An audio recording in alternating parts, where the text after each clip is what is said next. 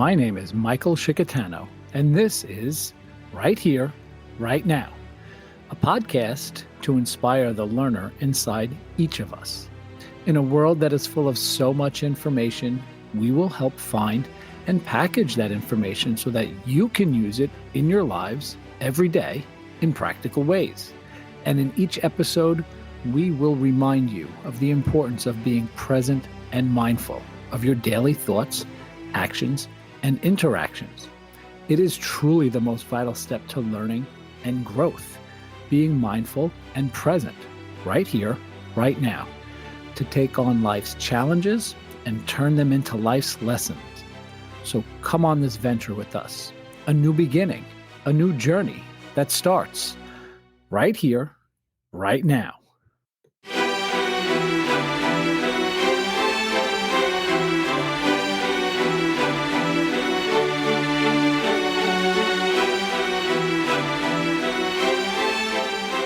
Welcome back, people. I am Michael Shikatano, your host of Right Here, Right Now, the podcast that supports the learners in our community, the hidden learners within each of us, as we look to gain a sense of calm in our daily frenzied life. The podcast that reminds us that being mindful and present in each of our moments can enable a quietness needed for clarity of thought and subsequent precise and deliberate action. The podcast that teaches our amazing followers that stillness and its capacity to transform our lives comes from a disciplined approach where we must mindfully learn and presently employ its quietude. Today, we will allow ourselves some space for stillness, a serene and calm approach to the way we lead our lives. In the midst of the seemingly unrelenting waves of chaos and disarray, we will take a closer look at another masterpiece from Ryan Holiday. In his work, Stillness is the Key. And Ryan is our favorite modern-day philosopher of the Right Here, Right Now podcast, the man who brought ancient Stoic principles and practices to our modern-day lives. And we'll kick this episode off by attempting to describe stillness in terms of what it can do for us in our hectic and frenetic daily lives. The moments that can sometimes feel like they are marred with mayhem, delivered with a feeling of some level of disorder. I will give you Ryan's description of stillness from his book, and then I will also share with you my interpretation of what I believe stillness means and what it may mean for our daily and practical approach to better living. And I really want to allow each of you to settle in to this very moment as we contemplate on this voyage to a greater capacity and appreciation for stillness in our lives. Before we begin and before we learn, see if you can drop into a more still and slower pace right here, right now. So how would Ryan sum up stillness in a few of his words? What he believes stillness means for us? And he tells us that stillness is to hear only what needs to be heard. And besides its simplicity, what I love about this description is that it requires some level of work and contemplation to filter out distractions, interruptions, interference even, right? And Ryan goes on to tell us, each of us needs to cultivate those moments in our lives where we limit our inputs and turn down the volume so that we can access deeper awareness of what's going on around us. In shutting up, even if only for a short period, we can finally hear what the world has been trying to tell us, or what we've been trying to tell ourselves. And so we transition into my thoughts on stillness. And of course, I came up with this while studying and reflecting on this topic after reading Ryan's work and a few other works. Stillness has been thematic lately for me, perhaps because it is something I feel like I need to be better at, I need a little more of in my life, maybe more recently. longing for its positive impact on me, yearning for that impact. And it feels like it can be harnessed in such a positive and powerful way.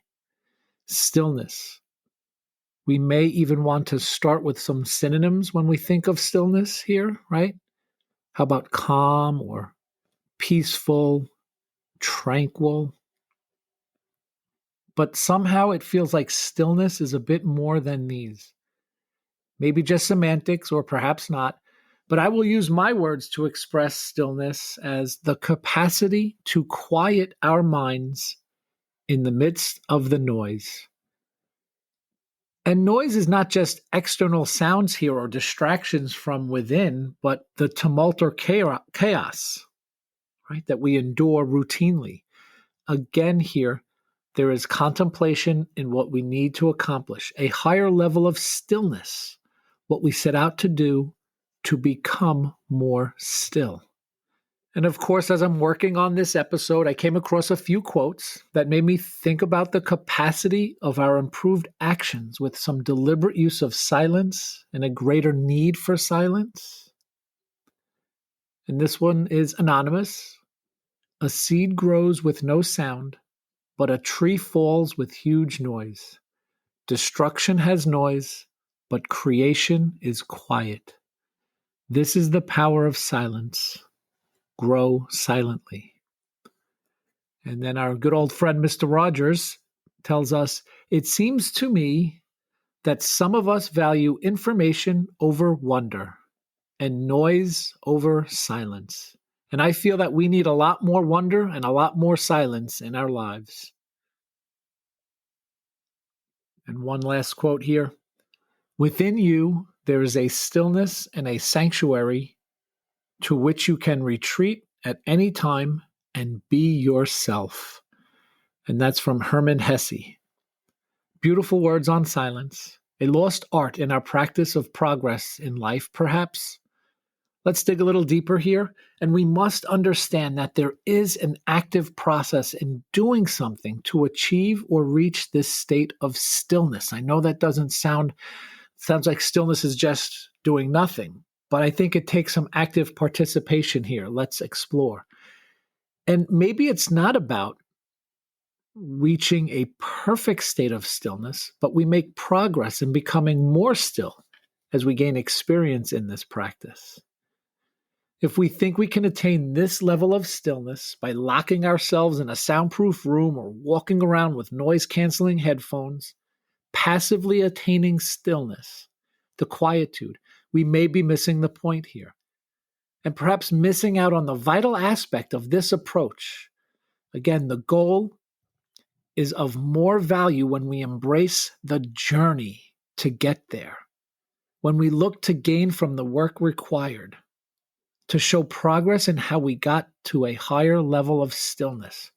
Working on stillness for the sole purpose of sitting in silence will not allow us to maximize the benefits of the process of reaching a level of stillness described as beneficial from our ancient philosophical ancestors.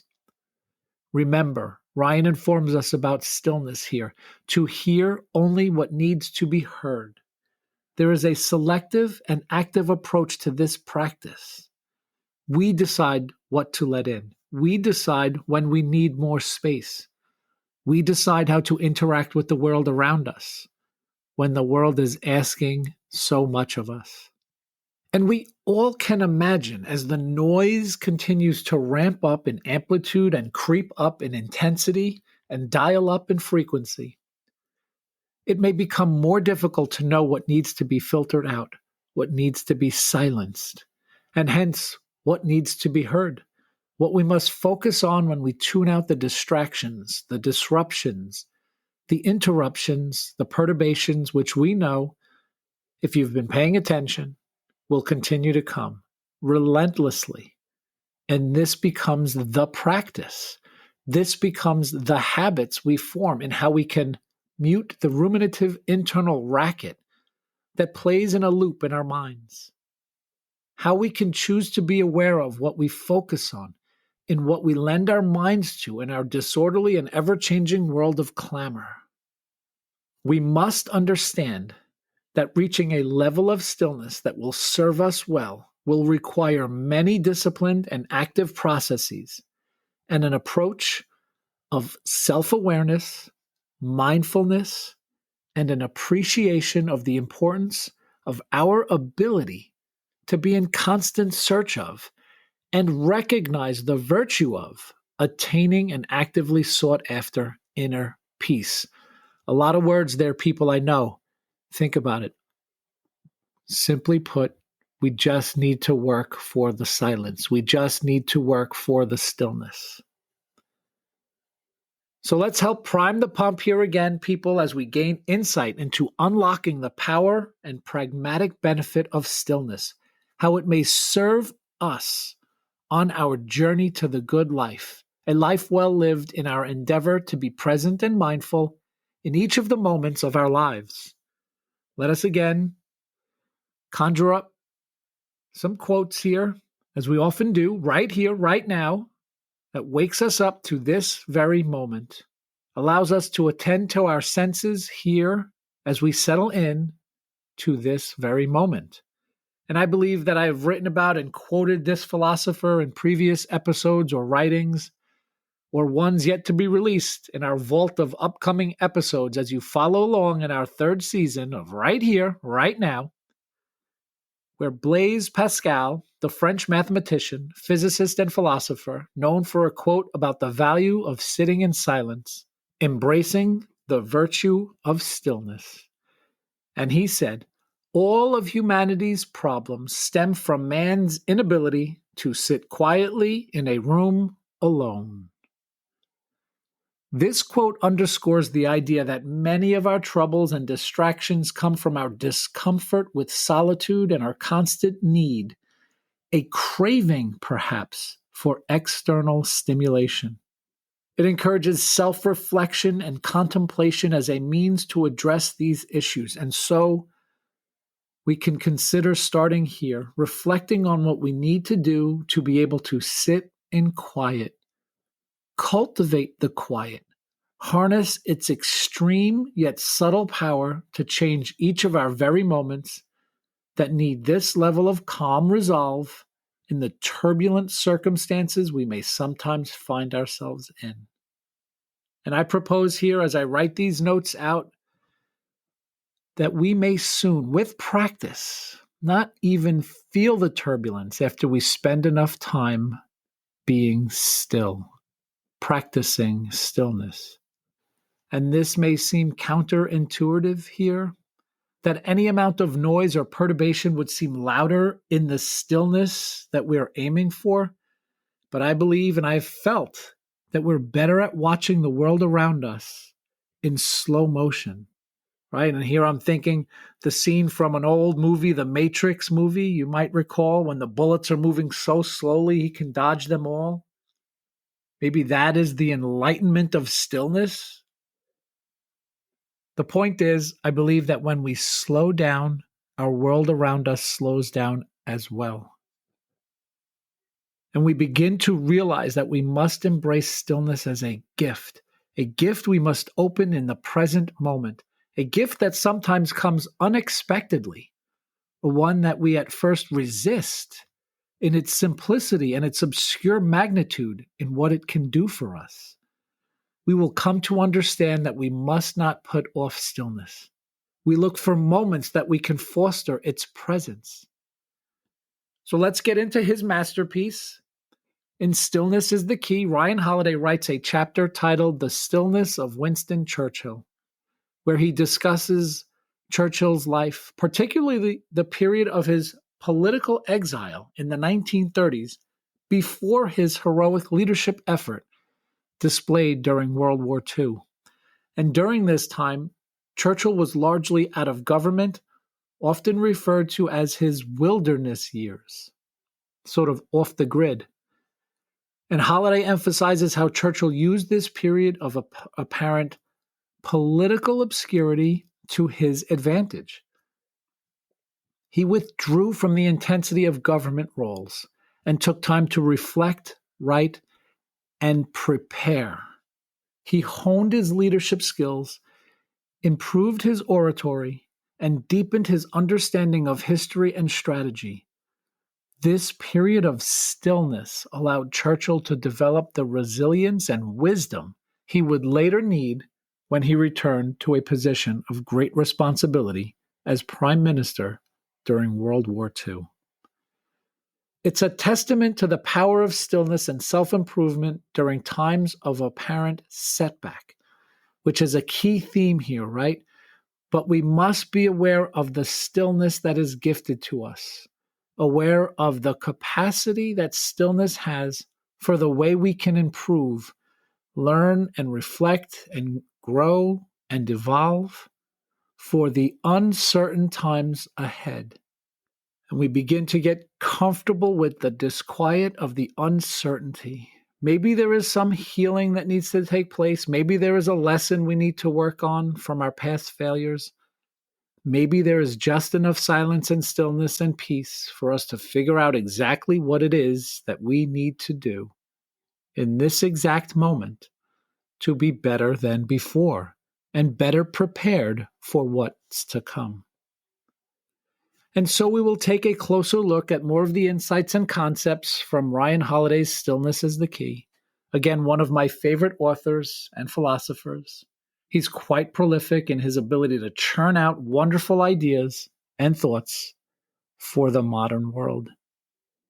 And we'll outline some key Stoic principles discussed in the book to help each of us foster a habit of embracing and actively seeking out and using the stillness we can pursue in each of our moments in life. So self-awareness is where we'll begin.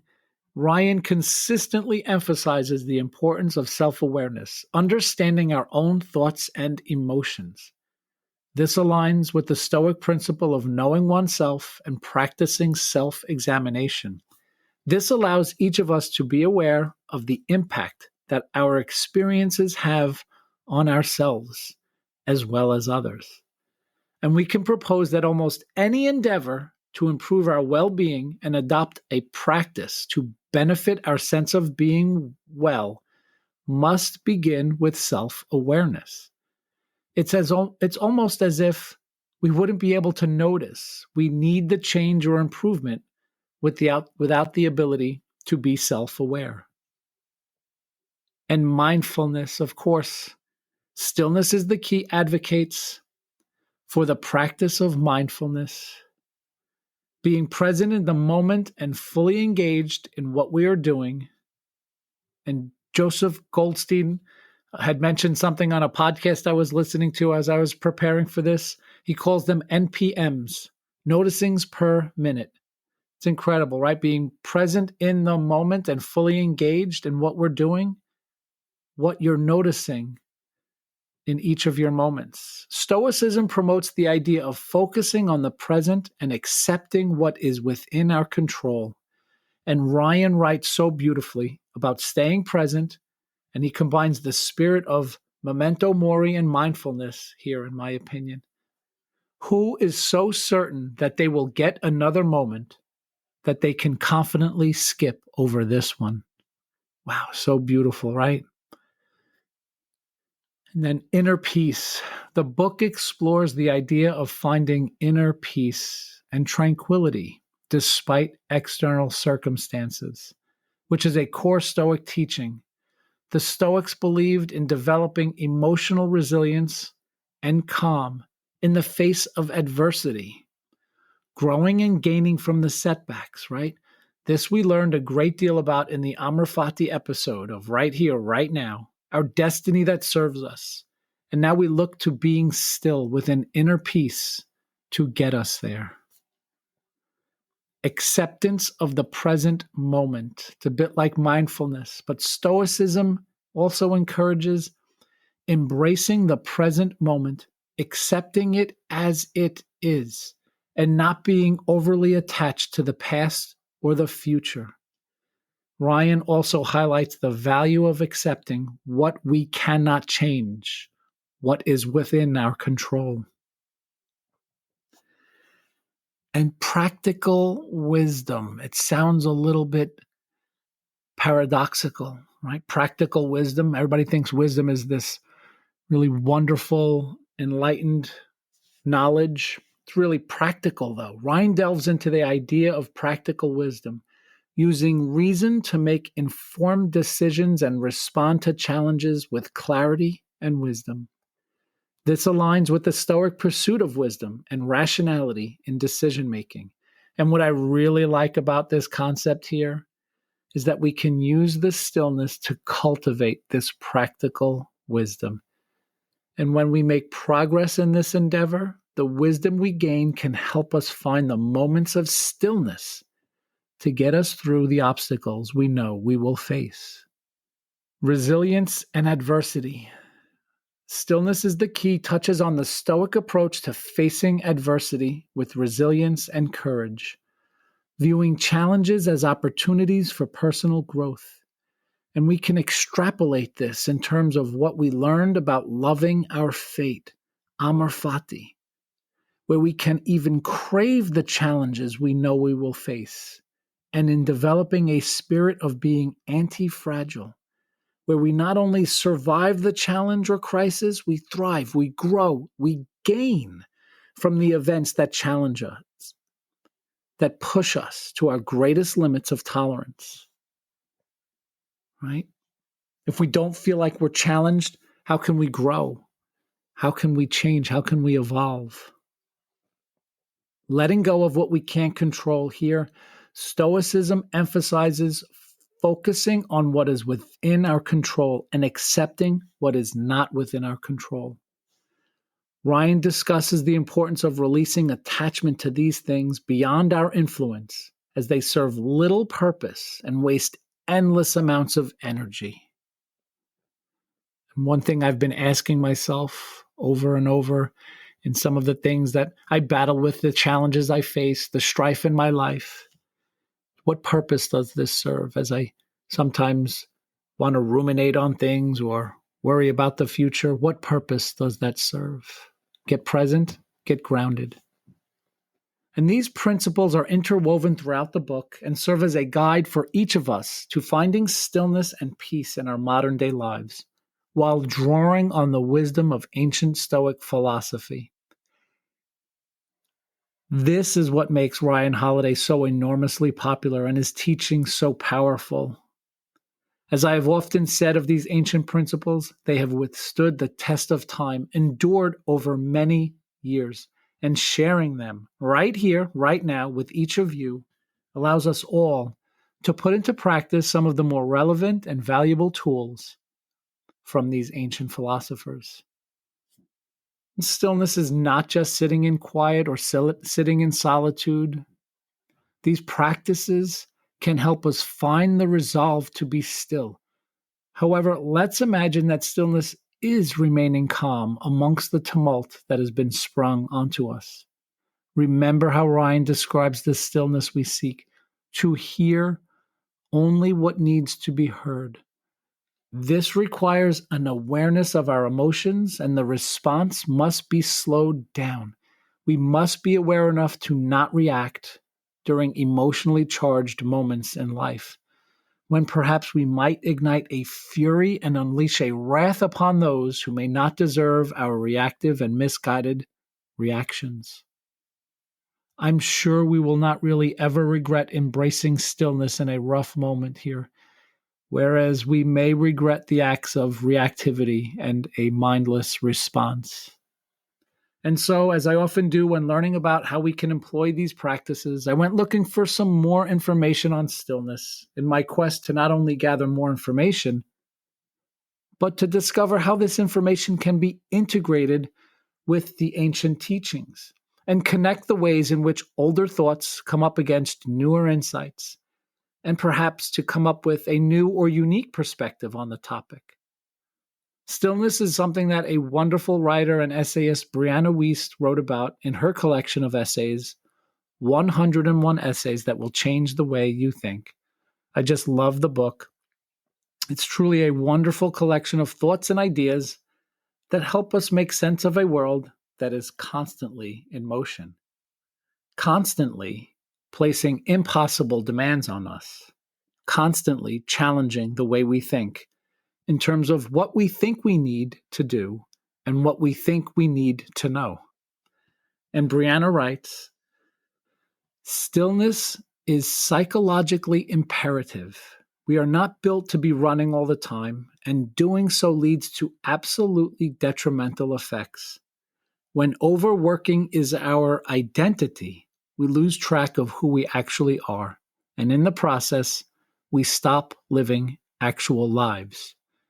What we call doing nothing is actually crucial for our physiological selves and is essential to maintain a happy, peaceful, balanced lifestyle. In the resting state, neural networks can process experiences, consolidate memories, reinforce learning, regulate attention and emotions, and in turn keep us more productive and effective in our day-to-day work.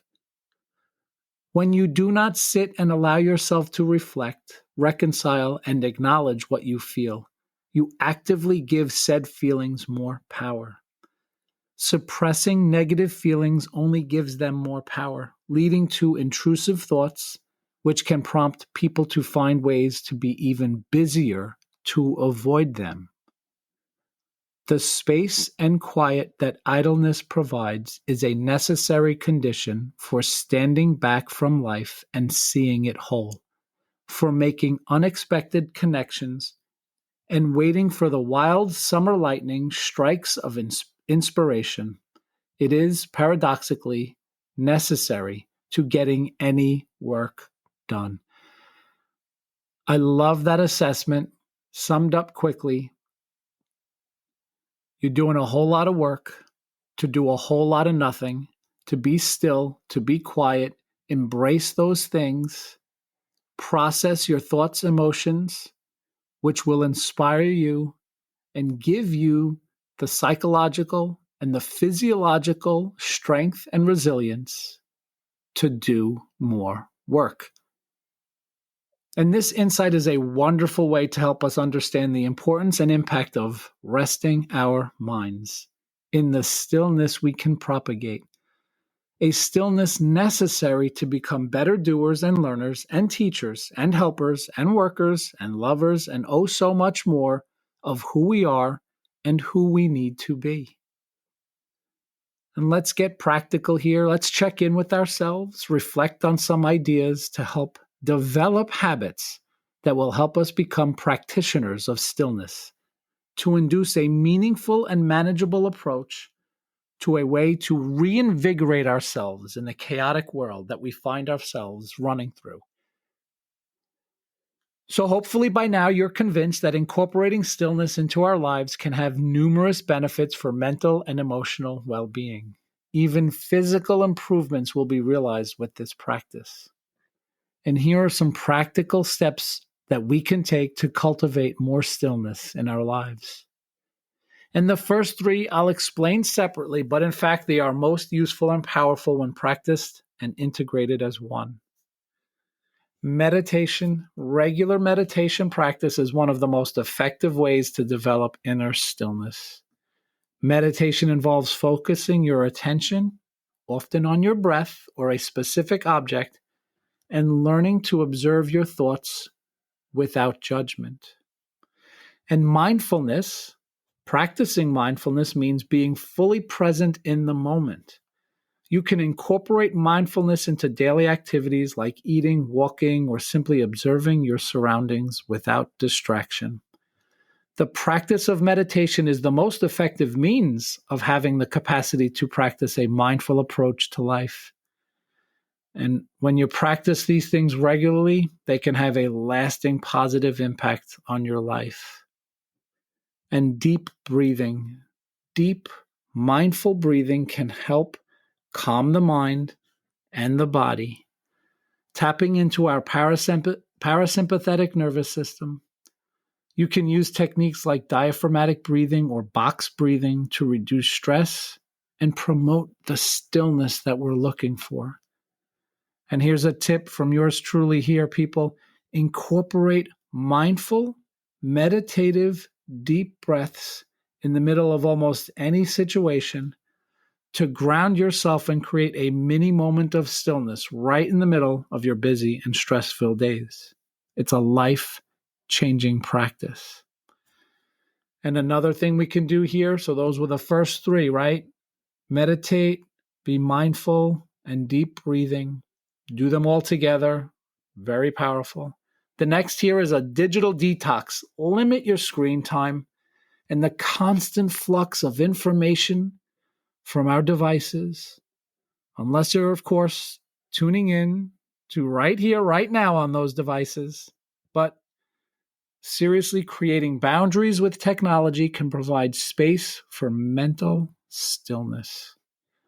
A good way to better understand what may be getting us uncomfortable imagining in this moment, giving up some time on our precious devices, right, is to perhaps look at this in the reverse.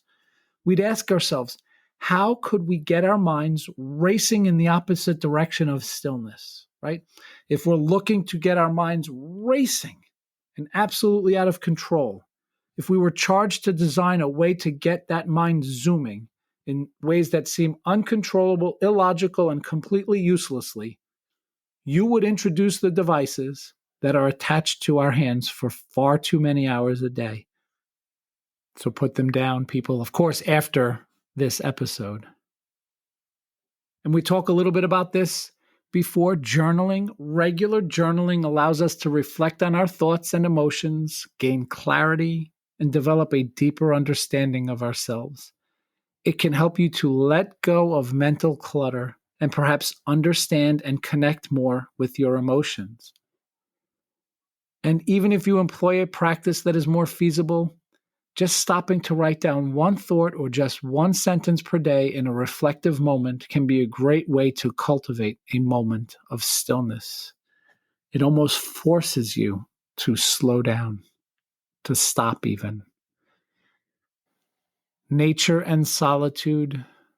Spending time in nature and embracing solitude can provide a tranquil environment for finding stillness. Walks in a park or spending time in a quiet, natural setting can be immensely rejuvenating. A sunrise or a sunset, a walk on the beach, getting up and getting outside in the middle of a busy day cooped up in your office. Physical activity in nature with someone close to you or perhaps in solitude has a profound effect on our minds and bodies, and it has a magical effect on our capacity to find stillness. Physical exercise, and engaging in almost any physical activity, yoga, tai chi, running, bicycling, working out at the gym, it can help us connect with our body and reduce mental restlessness. Just burning that energy. It feels so, so good. Making it a point to disengage from constant busyness. Reevaluate your commitments and responsibilities and consider decluttering your schedule, right? Maybe find more ways that you can say no to some of the things that you put on yourself. Creating time for relaxation and stillness is essential for your overall well-being, people. We live in a society that seems to place too much value on our overpacked calendars, almost as if this is a badge of honor.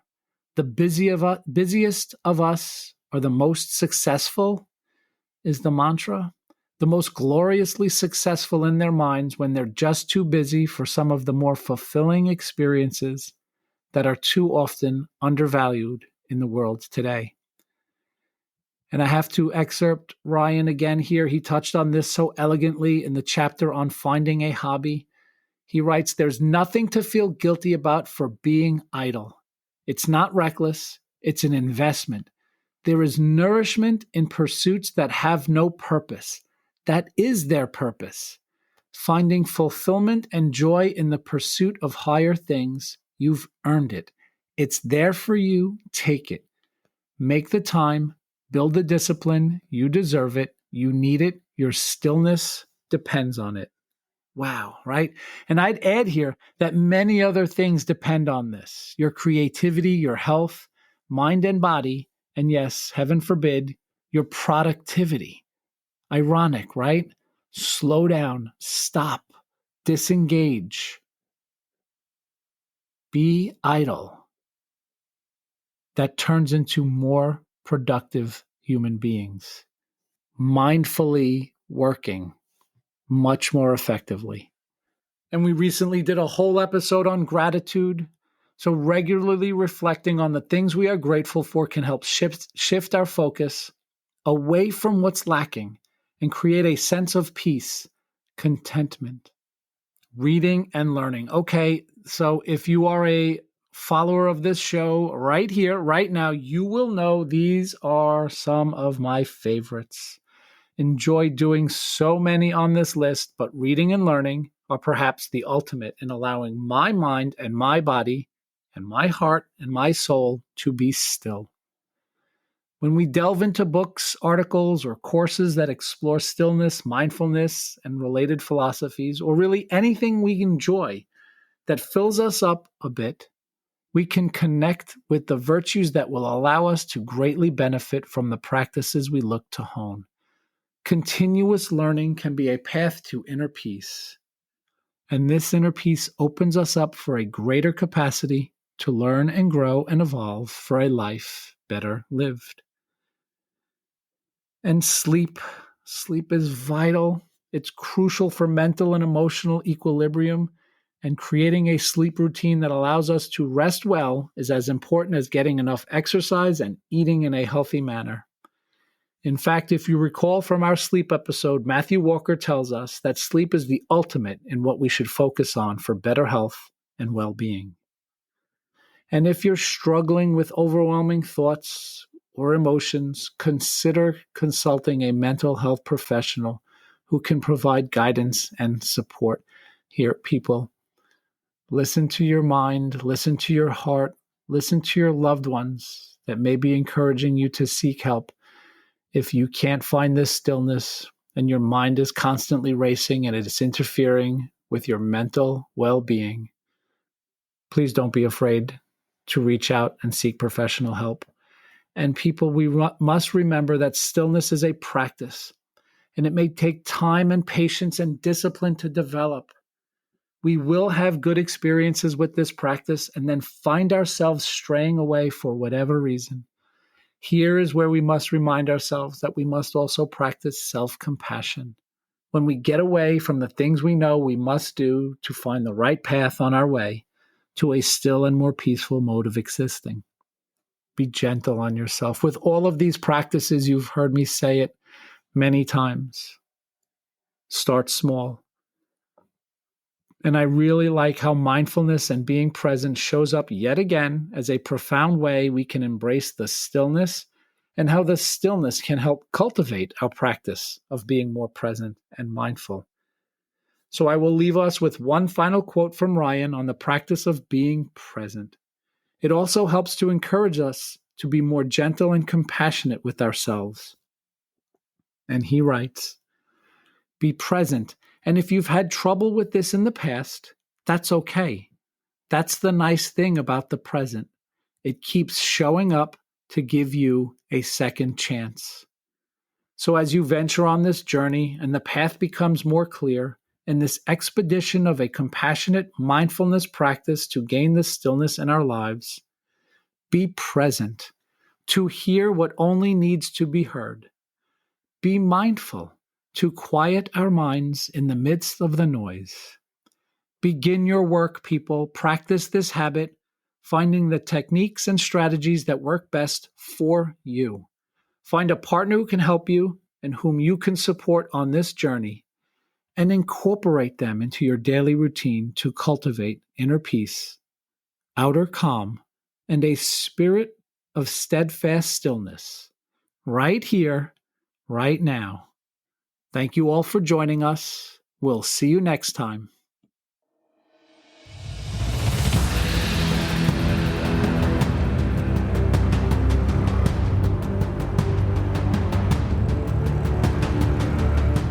Thank you for joining us. We'll see you next time, right here, right now.